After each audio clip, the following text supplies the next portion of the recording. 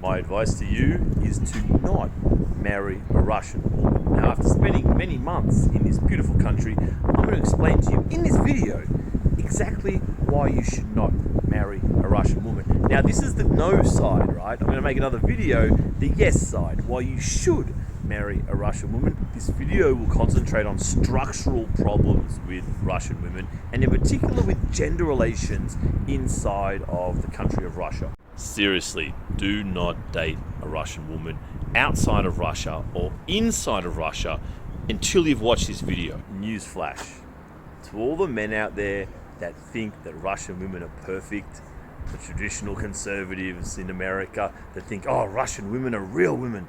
Oh, American women are trash nowadays. They've changed. They're all blah, blah, blah, blah, blah. I want to give you a real taste of reality today. I think I know how foreign men got this fantasy that Russian women are fantastic and wonderful and perfect in every way. I think it's largely got to do with the fact that they tend to be slimmer and eat less calories than their Western counterparts, and maybe they tend to have longer hair as well.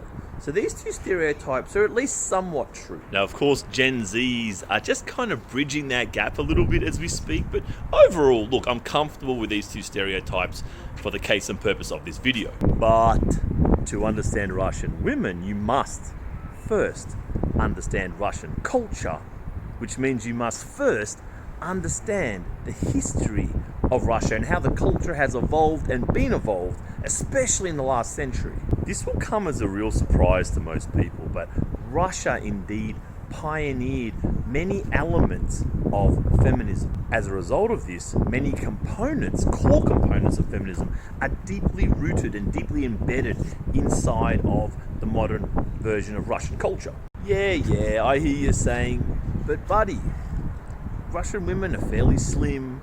They don't walk around with hairy armpits like this. And they don't have like dyed short pink or green hair. And you, my friend, would be correct.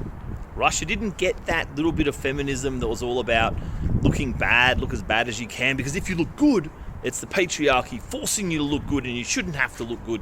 This kind of idea, right? So Russia didn't really get this. And indeed, Russian women had competitive forces present that most Western countries didn't have. I want to be entirely accurate. So again, look, Gen Zs, different breed, man. More and more of them are wearing baggy parachute pants, cutting hair short, dyeing it random colors. It's kind of coming in here as well. Nowhere near as much, but it's still kind of slowly creeping in. Aside from this difference, there are two other major differences. One is that in the West, women really got this message of be slutty, sleep with lots of men. It's patriarchy that forces you not to have sex with lots of men, so you should go and have sex with lots of men. Western women have been really bombarded with this message. Russian women haven't been bombarded with this message. Although Russians kind of got this as well. So when the Bolsheviks took over back in 1918, they tried this thing. They tried to make everyone kind of have sex with each other, break down Christianity and so forth. Just kind of what they're doing now, but intensely, really quickly, instead of dragging it out for 100 years like in the West. In Russia, they tried to do it overnight, right? So what you had was massive promiscuity in the 1920s, just kids everywhere, no one taking responsibility for them, just an absolute disaster. They even had this fuck a comrade propaganda, trying to encourage people to have sex. Now, of course, as history shows, this worked out to be an absolute social and cultural disaster and was quickly reversed in the Stalin era. And any remnants of this, look, they're well and truly confined to the history books now. But nonetheless, they did kind of try it here ever so briefly. But this is like 100 years ago. I mean, it's not within 4 or 5 generations of today's people. And the third part of feminism that hasn't really made it to Russia is this kind of newer thing. There's been this thing going on in the West, I would say for 7 or 8 years, and it's really targeted at kind of devaluing, disrespecting men, making them seem like creeps, sexual harassers, bad people, weak people, useless people. This is the kind of vibe coming through all the different tentacles of pop culture and so forth. We're kind of getting this message, and it's coming through to the population very, very slowly. Most of this postmodern kind of stuff, it just hasn't come in Russia.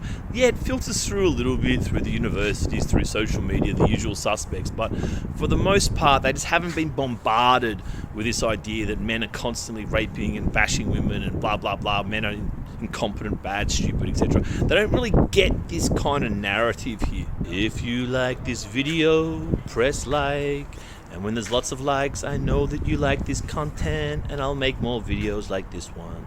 Earlier on in this video, I said that Russia pioneered a lot of the core elements of feminism. So for example, no-fault divorce or something very close to it, as well as abortion, was brought in here like 50 years before most Western countries. So you must understand that actually a lot of core feminist concepts are really enshrined inside of Russia.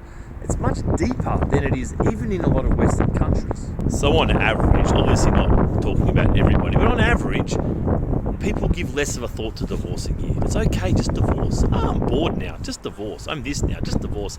It's not convenient now, I'll just divorce. That's kind of the attitude here, not for everybody, but more so on average than it would be even in the West. Russia was also one of the first countries to have its fertility rate drop below replacement level.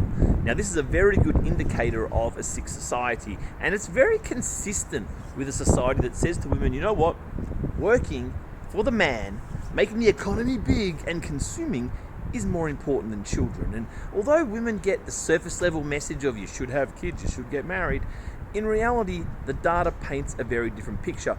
And even now, when you look at modern day fertility rate here in Russia is lower than the United States and lower than my country of Australia as well. So in the end, Russian women may look a little bit better, and yeah, there's probably less political division here than you'd get in the West, but nonetheless, divorce is absolutely embedded in the culture here. And it seems to me that the social engineering program by the Soviets that try to bring men and women back together, I don't think it was as effective as Christianity would have been in its place. So here you have just a little bit of that flavor of, what do I get out of stuff? You know what I mean? Rather than thinking about the other person more, there's a bit of a, what do I get out of this attitude? Now that's not for everyone. There's still a lot of empathy here and a lot of good and kind people as well, but you just get that sense of people needing a bit of incentive to get involved with the other gender here.